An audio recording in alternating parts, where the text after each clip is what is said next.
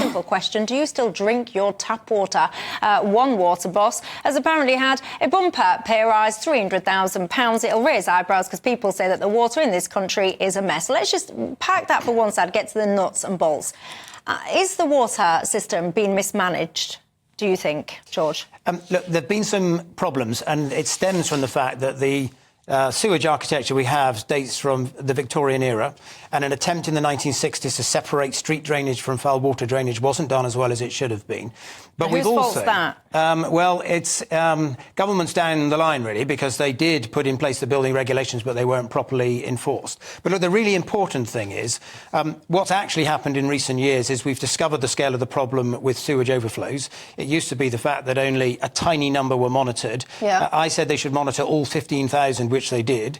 They discovered there was a bigger problem than they thought. So the government then, 2 years ago, long before this was a news story, brought in place a plan to reduce those storm overflows significantly by about 75% over the next 20 years, but 25% just in the next 5 years.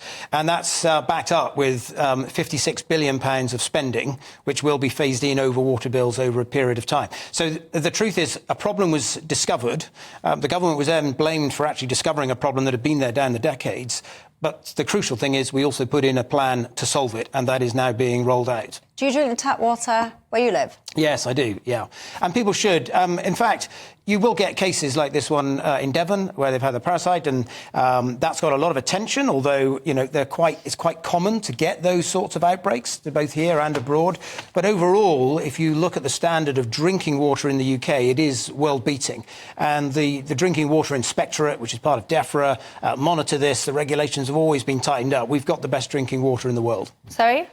Well, I think clearly something has gone terribly wrong with water management in this country. Not only do we have outbreaks of diarrhoea caused by a parasite in the water supply, but we have Britain's beautiful natural beauty and swimming spots being contaminated.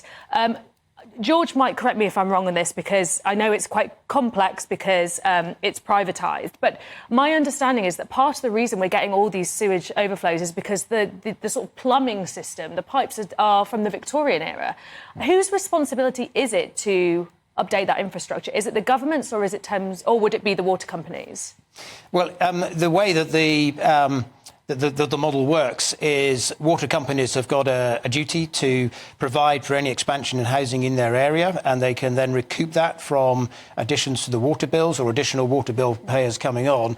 And Ofwat will also periodically, with government support every 5 years, review the priorities for investment in infrastructure to improve it. And there have been improvements, many improvements over the years. It's just, of course, good news doesn't make the news headlines, bad news does, and that's always been the challenge with these complex issues. I think the problem is when you hear that, you know, a boss is getting a £300,000 pay increase, and you know that we are sitting on this Victorian infrastructure that's barely been updated, and people as a result are getting sick. Britain's beautiful countryside is getting contaminated. It's beggars belief that that's allowed to happen. Well, I think we should give credit where it's due. So this particular boss of South West Water is actually paid way less. I know it's a lot of money still, but actually at £500,000 a year, paid way less than some of the other big companies like... Wow, she was awarded apparently £860,000. Well, no, but she's only taken 500, and so there's some confusion around this because that 300,000 is a share option, which she didn't take 3 years ago, and she's also not taking now. It's been deferred for another 2 years. And to be fair to her, and you have to be fair to people, because otherwise why will they do the right thing? Her and all of her executive team have foregone their bonus payments for the last few years, including this year, and that's around 250,000 a year. So she has taken a lead here in not taking that. I know it's still a lot of money, and I know people will still say, well, she's still having 500,000 a year, but it is also less than other comparable chief execs in other water companies. So if you don't give credit to people when they don't take their bonus, you don't give them an incentive to do the right thing in future. Oh, £500,000 a year. I want to get out of bed for that.